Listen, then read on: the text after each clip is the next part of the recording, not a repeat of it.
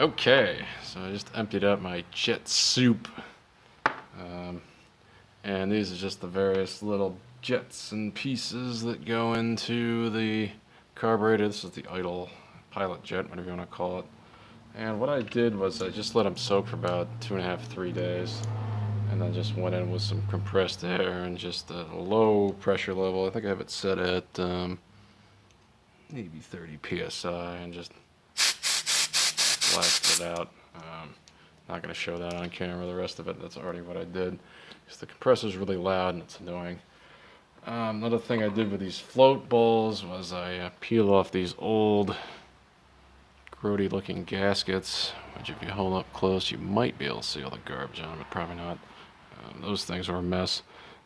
Get new ones of those on order, which are horrifically expensive, but that's a whole nother thing. Went in through this groove here on the carburetor float bowl, which was a pain in the you-know-what.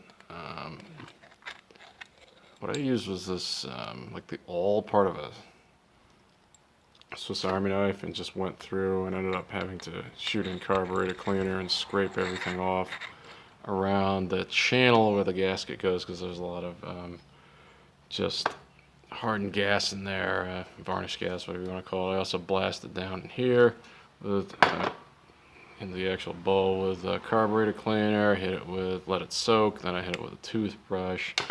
They look pretty clean, so that's good. So next thing I'm going to do is screw all the little jets back in,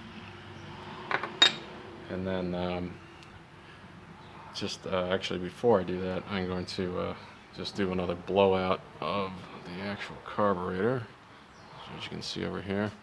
Just going to go through all those jets and blow those out with low pressure compressed air. Then I'll screw the jets back in. Alright, so got my compressed air. I'm going to turn this down pretty low. Adjust that.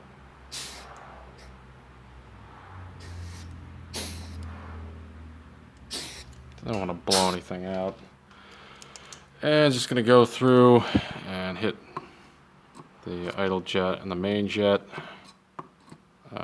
for all the carburetors, and also maybe this pilot idle control circuit where those idle screws go in as well, with some low pressure air.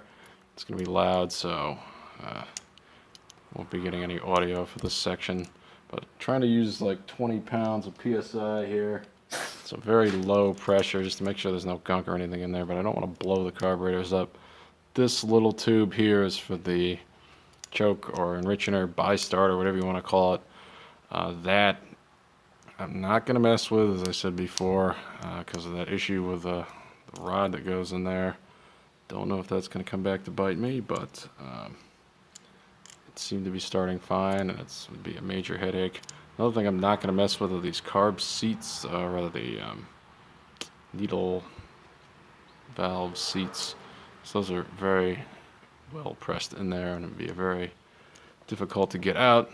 They weren't leaking, so I'm going to leave those as well. Let's see if the kit that I bought comes with new needle valves, and if that's the case, then I'll swap those in. But I think needle valves and everything, these seats as well for the valves, should be good.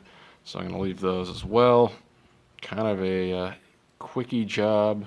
Maybe not what a professional would do, but I think it should be fine once I button everything back up. Cross our fingers on that one.